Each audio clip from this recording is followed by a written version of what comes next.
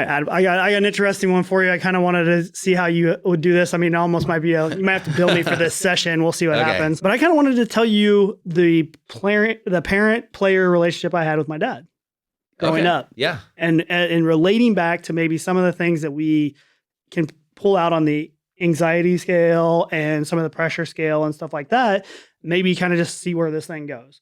So my dad coached me all growing up, and my dad was great. I mean, he's really, really good at what he did. He cared a lot. I mean, all of this stuff, I'm truly like, I almost feel bad saying it because he really did. He loved us and everything we want to do. He was doing the best he knew how. Yes. And he was definitely doing the best he knew hard and he dedicated and he did numbers and found other coaches, did everything he can to make everything work great. And looking back on it, I think the biggest thing for me I ever felt was the fact that I was always had so much anxiety because I just wanted to be perfect. I wanted to go up and just be amazing at it. And when you're doing that, you almost break down. I mean, you just can't do anything. So I die laughing. Baseball was his game. So now I can coach it amazing because he spent so much time on me trying to get it to work.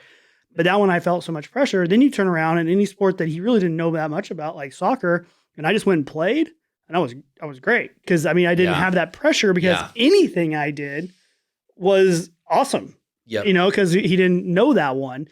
And, my dad talks sense and we talk coaching all the time. Kate's actually sit down when we were talking about coaching. So I'm kind of curious what you might say coming from hearing that kind of story and stuff. What I might say to your dad or what I might say either. Okay. Either. Is your dad going to listen to this podcast? He might. Okay. Well, no, actually my dad probably will listen to the podcast. I almost hope he listens to the podcast because I wouldn't be the man I am today if I didn't have him basically teaching me that. Yeah.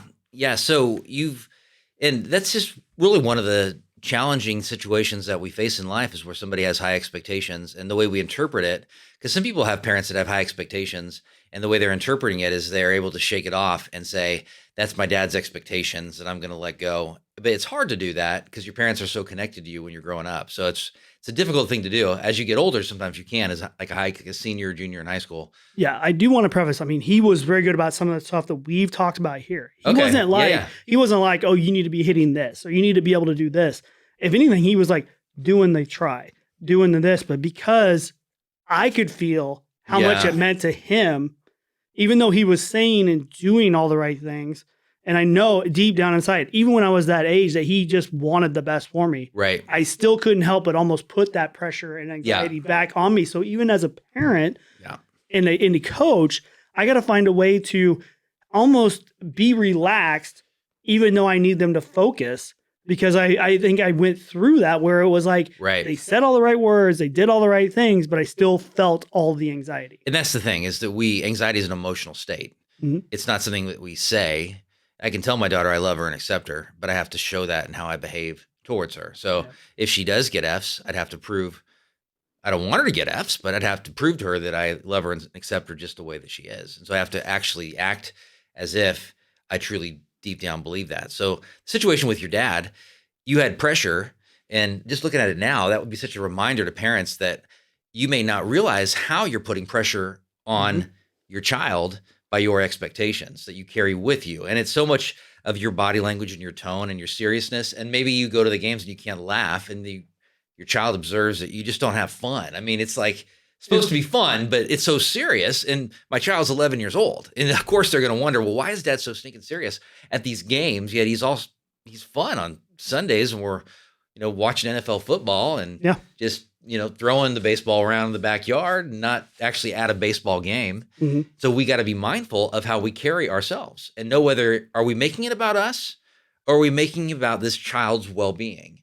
And people could take offense to that when they hear that, but I hope it really sinks into the audience that we as parents have a responsibility to show our child that we believe in them regardless of their performance.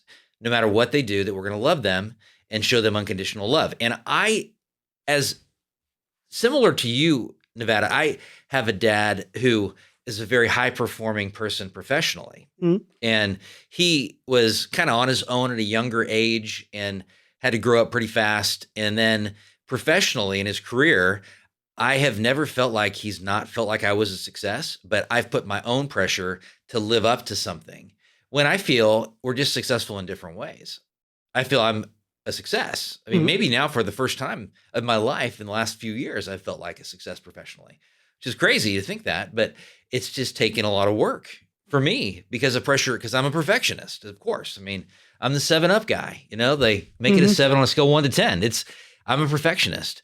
And it's amazing to me that you could recognize that you go out and play soccer and you would let go. You didn't have that pressure there and you were able to just be yourself. And then probably were really good at that, yet you didn't train as much for it.